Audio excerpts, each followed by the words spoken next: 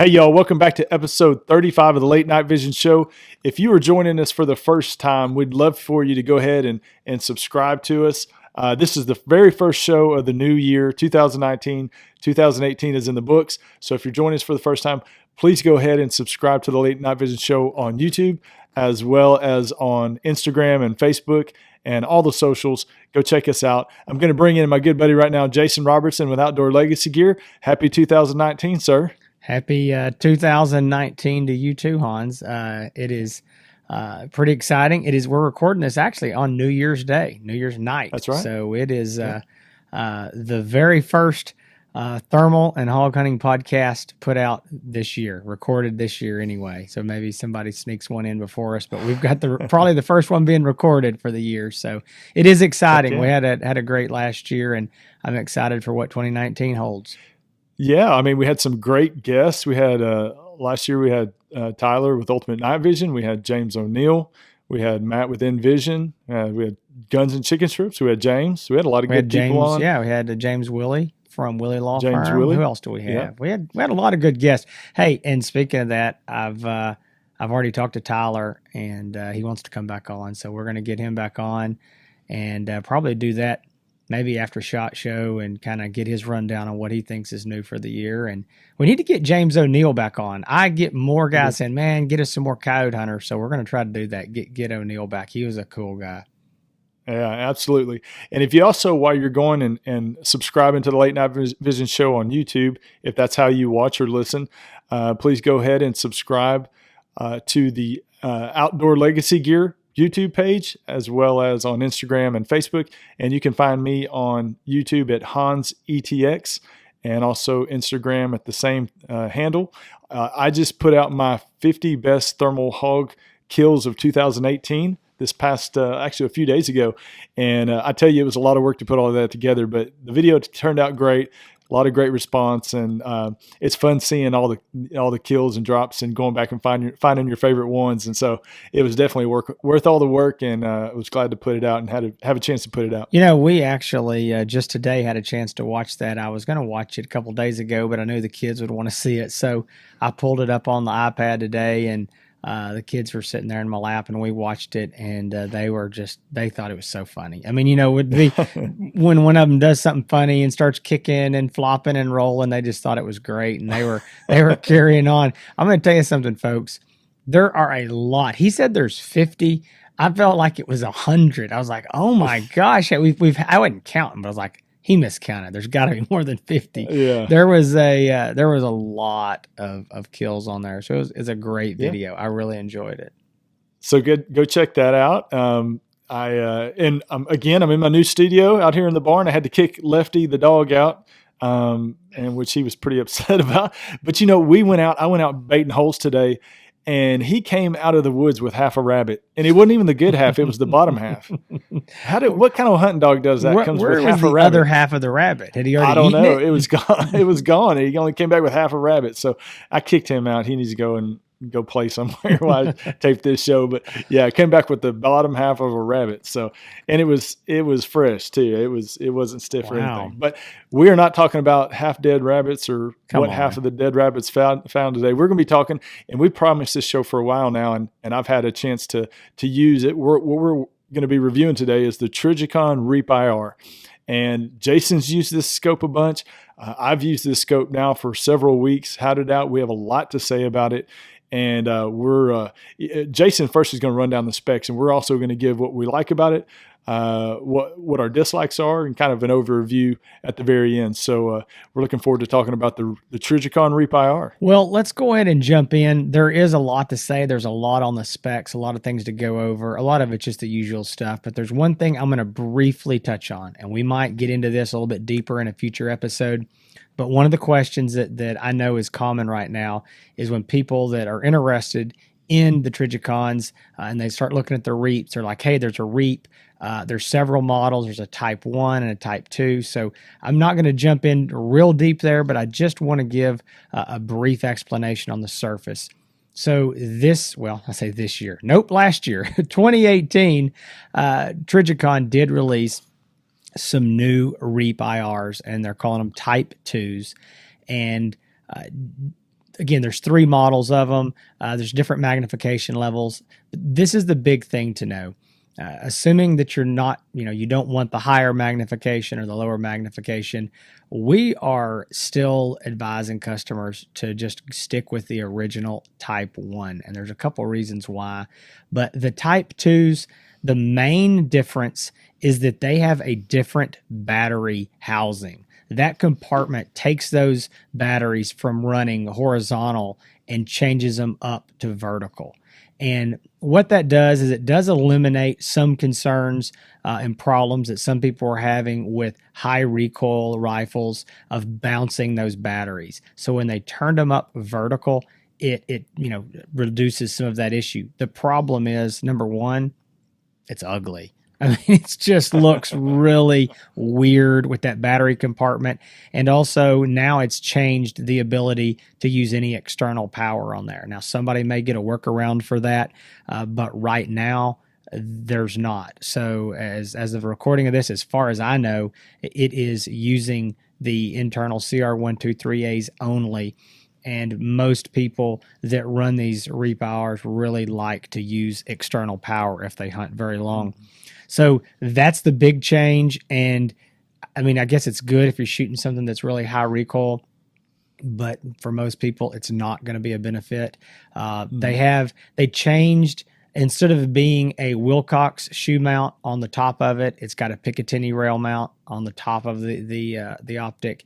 And then it's got a new kind of I think they call it a easy zero method, which, would be something similar to what Pulsar would call like a one-shot zero. And so that's really it. I mean, there's a few minor little changes in the software and the firmware in there. We're going to be talking about the Type 1 because that's what we're still pushing. That's what most people are still buying, unless you want to go up to that higher magnification. If you want to stay there with the standard, then I would just stick with the Type 1. So anyway, I just had people ask the difference.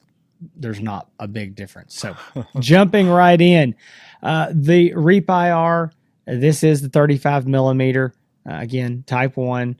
Retails for $7,999, and I am going to say it like that because I made a comment on, I don't know if it was one of my videos or one of the podcasts. I said something was $24.95, and one of the comments was $24.95 looks like a really good deal. So yeah, I know the guy was giving me grief, but yeah, so it's a little more than $79.99. It's $7,999. Right. It is a 2.5 power base optical magnification. It does go up to a 20 times digital zoom. It is a 640 by 480 high resolution thermal core running on the BAE cores at 12 microns. We're going to get back and, when we dig in, we'll talk a little bit more about the quality of these BAE cores, but it's a 640 by 480 12 micron. It does come with a 0 delta quick detach mount on it. Really nice little mount. It's got something interesting called a digital focus control, or DFC, and it actually focuses the image and it sharpens the whole image. It's really a pretty neat little thing the way it works, and it's all digitally done inside there, and it looks really, really good. One interesting thing about the Reap-IR is that it has the ability that a lot of other brand scopes don't have, to go from 30 or 60 hertz. You can choose that in the settings, and you can change that basically on the fly. So if you want a 60 hertz refresh rate, you can have that. If you want to save battery life, you can go down to the 30 hertz. And so that's a really nice feature in there. The Reaps also have a very unique design on how you actually manipulate and control the menus, and you use what I would call it a joystick. Trijicon calls it a thumbstick, and it's just like a little toggle switch. I mean, there's a toggle, joy, thumb. I don't know. Mm-hmm. It's a little round, joystick over on the right hand side of it that you go up, left, right, down, push it in. It's really interesting. We're going to get into more of that, but it's unique only to the Reap-IR. Nothing else has anything like that. Just very last thing here on the size. It is 6.5 inches long by 3 inches by 2.95 inches. So basically 6.5 by 3 by 3, and it weighs 20.8 ounces or 1.3 pounds. And just as a comparison, this is one thing I wanted to note. And again, I know we'll probably talk about the size and weight soon. But comparing this to like the MK3, that's the Mark III Trijicon, 35 millimeter, it is 29.1 ounces or 1.82 pound. 1.82 pounds, which is a half a pound more. Comparing it on down, the XP50 is almost an identical weight. It's looks like 1 ounce more, and comparing to like the Fleer Thermosite Pro PTS 536, it is 28.6 ounces, so it's about 8 ounces heavier. So the Trijicon Reap IR is actually very light, falls right in there with the XP50, and about a half a pound less than some of these other scopes. So anyway, those are the features in a nutshell. And I think what we ought to do now is I think we need to jump in, talk about really maybe kind of talk about some of these features and how they work, and then we'll talk about what we like and don't like and go on from there. But Hans, one thing I think we've just got to open it up with, and everybody knows we're going to be beating the dead horse, but let's just go ahead and talk about this 640 by 480 BAE 12 micron core. Yeah, I think like you may have read and heard, wherever you research night vision thermal, it does have an unbelievable picture. There's no doubt about it at all. Unbelievable picture out of the 640 BAE core. And when I got the optic, I was not disappointed one bit. It really, looking through that, you can definitely tell a difference in looking through other scopes. The clarity, the distance that you can see and identify, it's really unbelievable. It's got a great picture. It really is. And this DFC, this digital focus control, that's like black magic. That's some kind of voodoo. and I don't know exactly what's going on in there. It's above my pay grade, but it's pretty amazing. I mean, I know you played with that trying to focus it some, and it works. Right. Yeah. Yeah. Absolutely. Really good. So, all right, well, let's just do this. Since we already mentioned the thumbstick, do you like that joystick? Do you like it, dislike it? What do you think about it? It definitely took some getting used to using the joystick, as we call it, or the thumbstick, whatever you want to call it. There were some other things that were a little bit difficult to get used to and to do, but the joystick, it really didn't bother me that much. I'm used to using a Pulsar. It's got several different buttons. You know what to hit. I think it's like anything else. So you just kind of get used to using what you have. So I didn't really see it as a negative. But there were some other things that were, I think, more difficult to maneuver through other than the joystick. Well, I want to complain about it, but I'll complain later. Let's start out with the positive stuff on the front end. So go ahead and let's just jump in. What did you like? You've been hunting with it. I mean, you've got it right now. I hunted with it for a long time, but I sent it over to you. So what do you think? Really, the main things are, like I said before, the unbelievable picture that you get with the Trijicon Reap IR. It's crystal clear. There's no doubt about it. It's a great top of the line optic. It is, and there's no doubt about it. I also like the size of it. I mean, it's small. I was surprised to hear that the Pulsar XP50 weighed only an ounce more, because that Trijicon Reap IR seems. And I know as far as length and all that, it is quite a bit smaller, but weight, it almost seems a lot lighter than the XP50 does and you just notice it just by carrying your rifle, from what you're used to carrying. I agree with you. And I question these specs, but I mean, I pulled all these specs from the manufacturer's website, and I was the same way as you. I was thinking, oh man, this XP50 is going to be, several ounces heavier and only 1 ounce. Now, one thing I will say with the eye cup on the XP50, it is 11.5 inches long. That's almost the same. Right. It's a 2.8 by 3, so almost a 3 by 3 there. Right. So again, with the eye cup, I know a lot of people will remove that on the on the XP50, but 11.5 versus 6.5, that's a big difference. And that is. But I agree. I mean, I'd have lost a bet because I really felt like the Trijicon was a lot lighter, just using them and then go switching back and forth. But there's Yeah, something about that small size is really, really it nice. does. Other than that, I thought the side end process again different than what I'm used to using. With the FLIR Pulsar, but again, not too difficult to figure out. I think I think once if you, I think once you've figured out how to zero a thermal, I mean, every yeah, scope's a little bit different, but the principle is exactly the same. Once you get the theory, and that's true for digital scopes too. hmm Once you understand, you're just chasing the point of impact. I really don't. right. I don't think it matters. Yeah, I think it was easy enough. The also the mount, I really like the mount. Getting it on easy, very easy to get on and off. I was shooting it on a 308. Shot a few hogs with it. That it handled that 308 just fine. There was no problems at all. And the mount to me just it's definitely a great mount. Well, anything zero delta makes. And by the way, I think Lefty's trying to get back in the barn. I'm pretty sure that He's I heard him he barking. is pissed. He's He's not pissed. happy. Well, if he comes barreling in there, then oh man, he's not happy. Yeah. Okay. Well, yeah, the zero delta mount is awesome. I mean, their design of things is really, it's going to Yeah. be hard to beat their mount. You know, I just know we're going to beat this in the ground, but it's image quality, image quality, Uh-huh. image quality, Yeah. and it has it.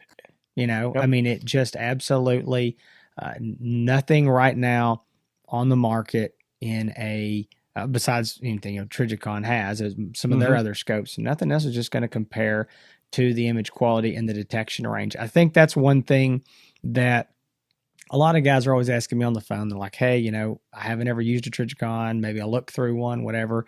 Tell me what is the real benefit just besides the image quality?" And I would say it's the detection range. I mean, you can, Right. I'm sorry, I shouldn't say identification range. How about that? Yeah. Yeah. Detect. You Yeah. can detect a long ways Right. with a lot of scopes, but it's unbelievable how far hmm you can actually identify that is a coyote or that is a hog or what have you. Yeah. I was IDing coyotes at 600 yards with no problem at all. There wasn't an issue. Deer, 400 yards, ID, no problem. Hogs, had a bobcat last night come out at 200 yards. A buddy of mine was looking through a different scope. I'm not going to name the scope, and he really couldn't tell what it is. And I was like, "Oh yeah, that's a bobcat." You can see the little bobtail and everything at 200 yards, and it was, I mean, ID range is remarkable, and it does outperform that, and I think some of the competition that's up against it. Yeah, I don't think there's any question. I mean, that's what you're getting there for sure is just that identification because hmm uh, it's really crazy how much better you can actually see out there. So yeah, Yeah. definitely.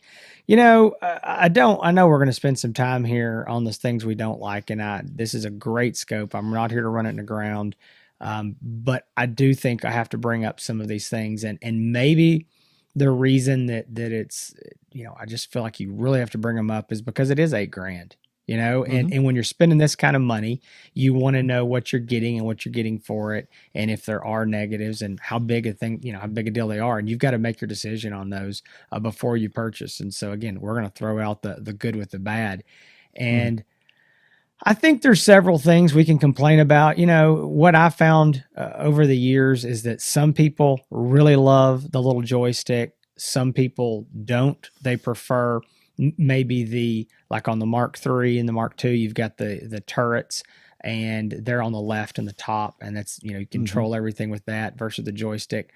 For me, and I think I just must be doing it wrong.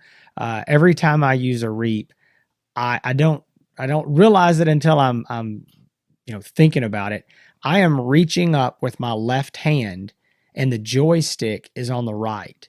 So I'm going completely over the scope and controlling it with my left hand.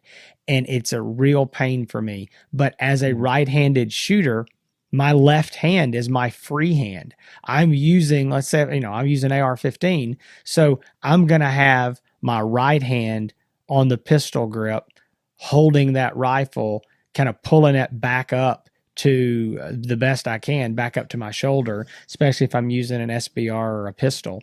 And so it's small enough that I can have it back there and I'm kind of reaching up, or even if I'm on a rest, even if I'm on my shooting sticks, that's just my trigger finger is, they're indexed by the trigger. I'm reaching up, and it seems strange to me that it's on the right, but I've talked to a lot of other guys that are like, no, I mean, I use my right hand. Makes logical sense. Yeah. I use my right hand, even with my pulsar. So that to me really didn't bother me. I guess it's different for everybody and what they prefer. Yeah. I'm used to using my right hand anyway. So I didn't even think about that, but yeah, I guess if you're used to using your left hand to control it, that would be a little bit more difficult if you're having to reach over the scope like that. That's something I never even thought about. Well, I mean, and I don't know, maybe it's just the way that I do it. Maybe I'm doing it backwards, but at least if it's on a pulsar or a FLIR, it's on the top.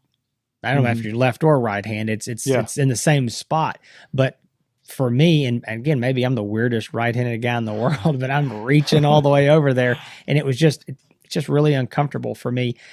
I struggled with that joystick. There were times, another issue, and this is something that people need to know. There is a workaround built into the scope, but that is on recoil. Some scopes, which mine does, my Reap IR, even shooting low recoil, 223 or 300 blackout, when you shoot, it bounces the joystick and the menu pops up. And so you have to go in there. If yours does that, you have to go into the settings and lock out that joystick so that it takes like a long press to make it come up. And that's fine. There is a workaround to it. But the first time it came up, I was like, what is going on? And I actually talked to a guy who said that what he had numerous times until he figured out he could lock it out was that the last thing he had done was turned his crosshairs on. And so you can turn the crosshairs off or on in this unit because if you want to use it as a handheld. Well, he shot and it pops up the menu. He shoots again and it bounces and turned off his crosshairs. And so he's just, while he's shooting, just crosshairs are gone. And I was like, oh man. And so, I can definitely see. But again, you can lock that out and it's not a big deal. So I think it's 6-1 half dozen the other. So yours was a joystick. Mine was the nuke process, nuking the unit. That's having to manually nuke it where you have to close the IP or close the lens cap and manually nuke it. And it seemed like I had to do it when I turned it on. It seems like I had to do it 2 or 3 times almost in a row. It kept telling me it needed to recalibrate. And for me, having to close that lens cap and manually nuke it, that to me was a little bit of a nuisance. Okay, yeah, there's something that for those that are wondering what we're talking about, if you've used most any other brand, they come right out of the box with in automatic calibration, automatic nuke. They refresh the thermal core whenever the scope senses that it needs it, or if it's on a timer, and it just goes through and does it on its own. You can turn it onto, depending on the unit again, you turn it to a semi-automatic, usually like pulsars, then you can press the button, refresh it when you think that the image quality is getting degraded. But the old style, the old way of doing this is to close the lens cap or put something completely over the lens and then manually refreshing that. And that's the way that these Trijicons work. And I agree with you. It's a big pain. It's just, I think when you get used to it, it's fine. But what I found myself doing was, I know even that night that you and I were out coyote hunting is, we're on a set and somebody says coyote's coming. And the very first thing I do, the very first thing is nuke it. Oh, okay. I'm closing the lens cap and nuking it because I'm like, I'm going to have to do this. So having to close that lens cap, is in having to take your eye off what you're looking at is. And I remember stalking up to hogs and using a handheld and thinking, okay, I'm going to have to nuke this thing a couple times. So, I was following a buddy and, trying to nuke it while we were walking up. And, when you're used to using a pulsar or, something else where it automatically does it, or in semi-auto nuke mode where you can just push that button with the lens cap open, that makes it a lot easier. So that was one thing I really didn't care for. But there's people out there that with that Trijicon name and that the quality of the image, a lot of the things that we're going to be talking about right now really doesn't bother them at all. As long as they get that top image that they're so known to have. Yeah, the other thing that I think is actually a really cool benefit is that 30 to 60 hertz where you can change that. The one thing I'll just tell you, on 60 hertz, these things eat batteries. I mean, there's no doubt. They eat batteries, and that's why most guys run external battery packs on them. I mean, if they're going to run it in 60 hertz, they're just about always going to be running an external battery pack. I mean, right. Depending on how long you hunt, if you're going out there for 30 minutes, an hour at a time, maybe not that big of a deal, but they do eat batteries. The external battery packs they'll run forever on. So again, that's the reason that I really would say stick with this Type 1, because I think I would not want to buy one of these and not have the ability to run an external battery pack. That was another thing I was going to mention, was the fact that it definitely eats batteries. I've been using it. It's been fairly cold outside, so it's probably draining it even more, but you're not getting a lot of runtime off a couple CR123A batteries. I can tell you that.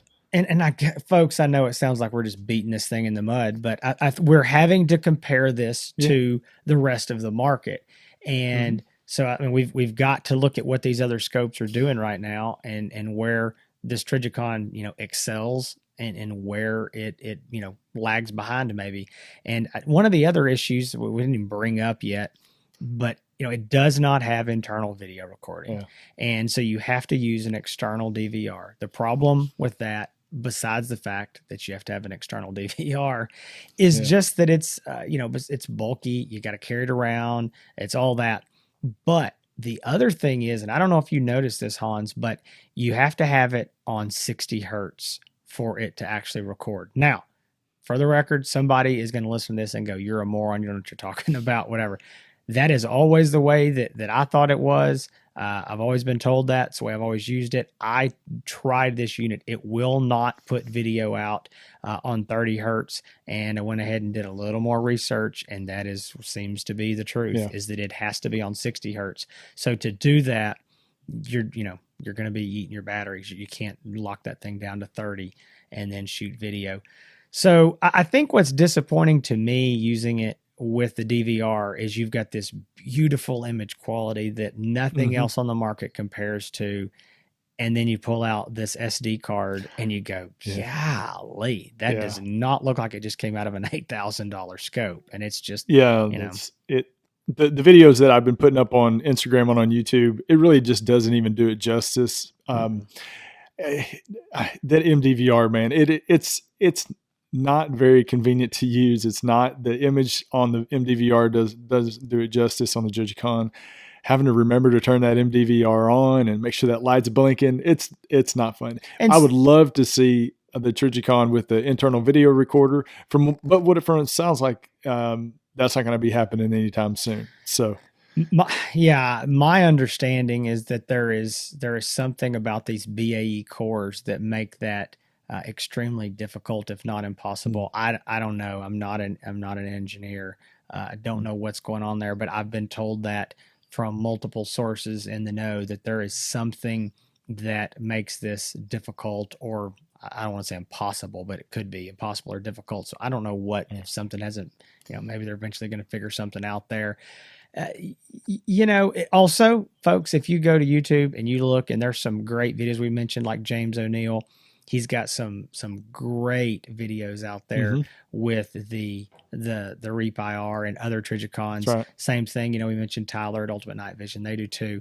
Those videos are all shot with a camera or a phone rigged up behind the eyepiece. And Hans is doing that as well. He's been working on doing some of that to get better video from the unit. And so if you see those videos, that is much more realistic of what you're going to see, but just know you're not going to do that with your MDVR. You're going to have to, absolutely, you're going to have to be standing behind it. And that's not going to say you can't. It's just not a very comfortable way to try to shoot and looking at a screen right in your face. So it's great for observing and videoing, but not for necessarily hunting. It is purely for video purposes for YouTube and for whatever outlets those are going on. It's not to improve the hunt or make it easier to hunt with. It is strictly for improving the video so it looks better on whatever production they're putting it out on. So it does not make it easier. It makes it a lot more difficult. But we want to make sure that when we put out a video that it does reflect the most accurate depiction of what you actually see through the eyepiece. And that's really the best way to do it, unfortunately, because it's not the easiest way to do, out there in the field with a cell phone. Yeah. But it's the only way we can do it right now. Well, so again, I know somebody's listening to this. They're like, "My gosh, y'all beat up this $8,000 scope." But we've got to compare it to what's out there.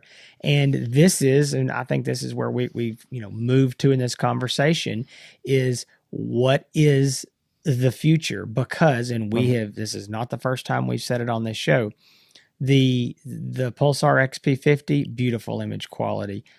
It is not to the point of a Reap IR, of any of the other Trijicons. It's still a 17 micron.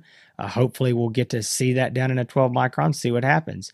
Again, we're wishful thinking here. What happens when FLIR gets that Boson 12 micron core out? I mean, and I know Trijicon owners are going, yeah, if, wish, when, hopefully one day, they don't exist. And that's true.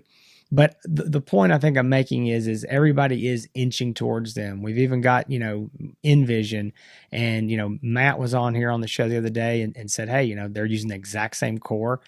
They're going to put a scope out. We're going to find out in a couple of weeks at SHOT Show more about that scope, what the price is going to be. He says it's going to be, less. We're going to find out what that means. I think it just comes down to how long can Trijicon sit up here at these prices as the competition is just climbing up the ladder. I mean, I think of it as like the siege at the Alamo. They're coming. They're coming. There's a lot of people gunning for them. And that's what happens when you're on the top. And Trijicon is. I mean, they're at the top. So everybody is after them. And I just wonder what's going to happen as all these different specs, like the Pulsar battery packs, run the thing, 6 to 8 hours or longer. You've got the internal video recording. You got smartphone apps. You got all these things. And again, once they get to the point, maybe it's going to be a year, 2 years, 3 years, who knows? But when they get there with that better image quality, what's Trijicon going to do? So I think it's going to be interesting to see it play out. You're exactly right. The door's open for a lot of the competition out there to get up to Trijicon's level. There's no doubt. Right now, Trijicon is the best picture out there. You won't find one better.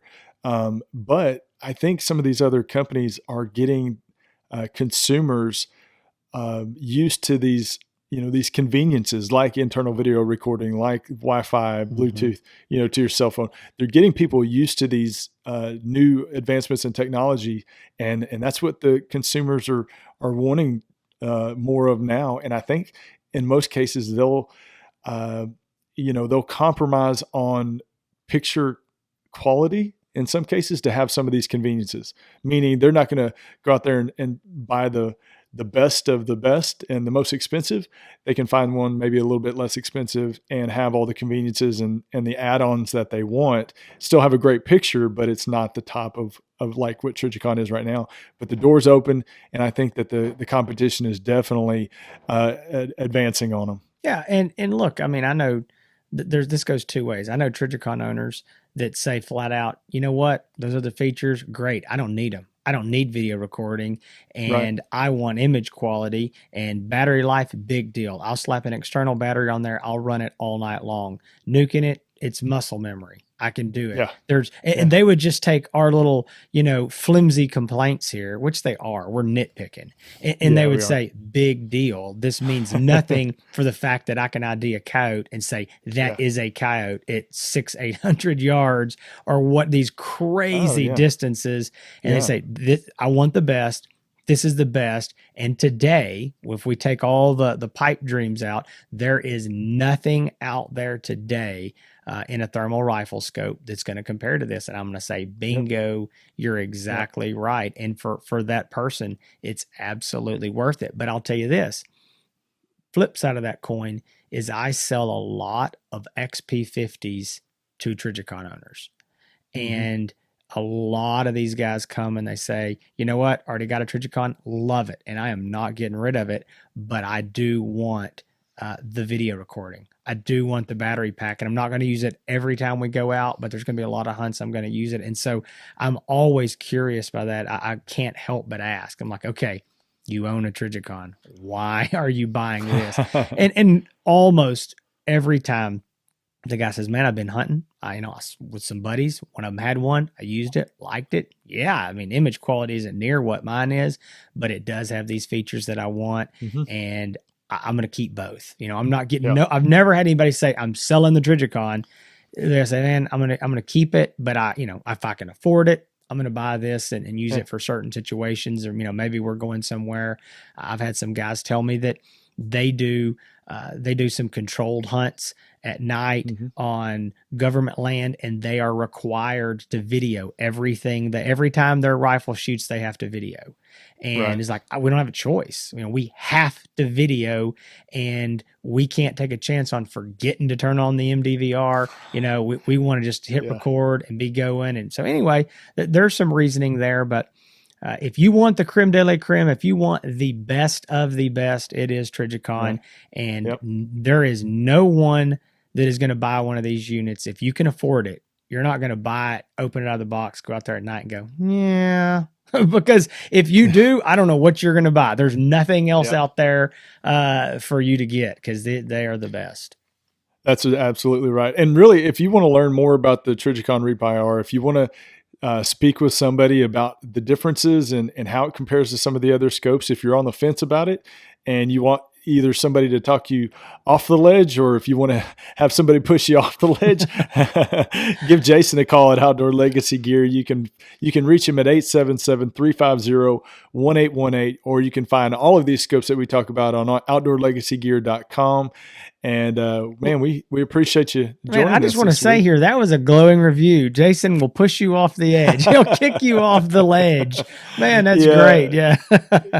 if you're just hell bent on buying something, a Trijicon or something like that, then you definitely give Jason a call. But I think with anything, you're going to be fair and give your assessment, and it's really about the need of the consumer, their hunting style, their hunting conditions, and their budget. And, that's what, the main things that when we talk to customers, that what we want to find out and what we want to make sure that they have the right optic that's going to make them happy and make their hunting trips more effective and fit their budget. I mean, that's the big deal. Does everybody need a Reap IR? No. Right. And not everybody can afford one. And there's a lot of people that can afford one and don't buy one.